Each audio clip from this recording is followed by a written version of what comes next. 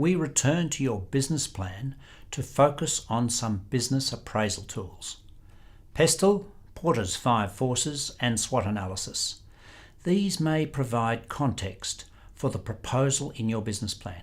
You should include summaries in the main body of your plan or insert as appendices to your main document. You do not need to have made use of all or any of them. Decision makers are faced with a number of options, each of which will offer advantages and disadvantages according to the situation of the business. The business environment comprises of a wide range of forces that can affect a business. For most businesses, the external environment is constantly changing. Change gives rise to uncertainty and can pose threats to a business's future, but it can also open up opportunities. Changes in technology, the law, the availability and cost of finance may be experiences shared by a number of businesses, but the response of organisation to these external influences will depend upon the leadership and skill of the management, the power of suppliers and customers to influence the decision of the business, the past profitability of the business, and the confidence the management has in its future. Business development, success and survival depend on how well businesses cope with change and uncertainty in the external environment. The external organisational environment includes all elements existing outside the boundary of the organisation that have the potential to affect or influence the organisation. It does not include those events so far removed from the organisation that their impact is not perceived. The external environment can be split into the general environment and the competitive or task environment. Management's objective in analysing the external environment is to identify those factors that are likely to be most important for their organisation. The general environment affects businesses indirectly. It includes the political, legal, economic, social, demographic, and technological factors that influence all organisations. In short, PEST or PEST. You were introduced to PESTL analysis in Module 1. The expanded framework separates out the political and legal elements and introduces a 6th component, the environment. Further detail was provided at the start of this module. It provides another variant on the basic PEST framework with SPELT. In this version, the importance of location, the L in SPELT, is highlighted alongside the political, economic, social, and technological. By providing a checklist for possible environmental influences, the PESTL framework is a useful starting point for analysis.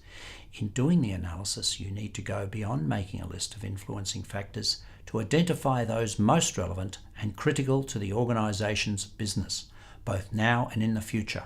The competitive or task environment is closer to the business and includes sectors that conduct day-to-day transactions with the organisation and directly influence its basic operations and performance.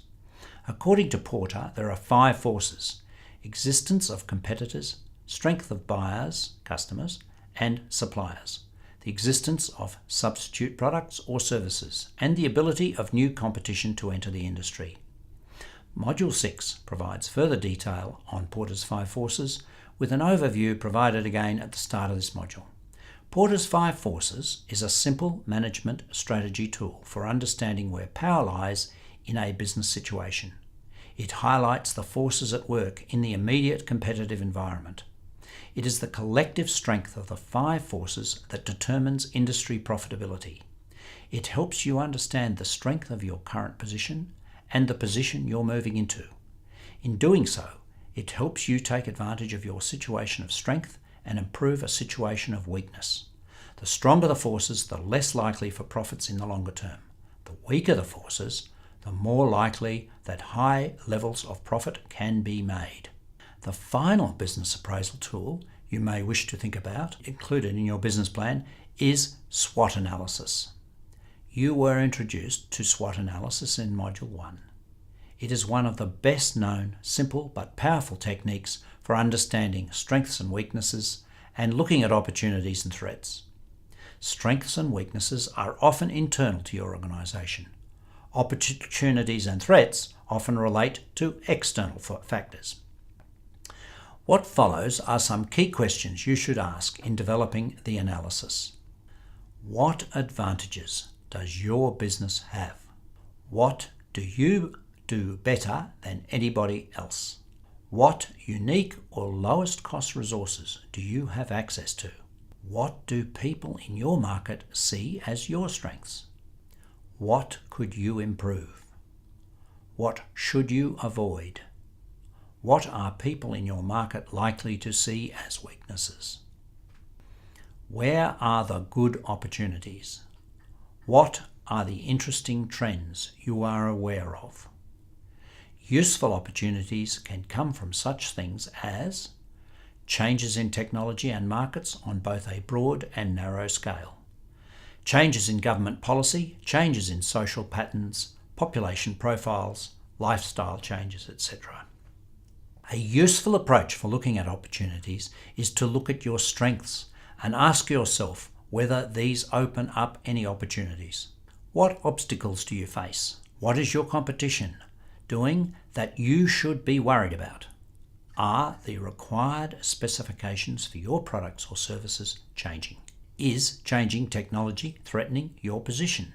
Do you have bad debt or cash flow problems? Could any of your weaknesses seriously threaten your business?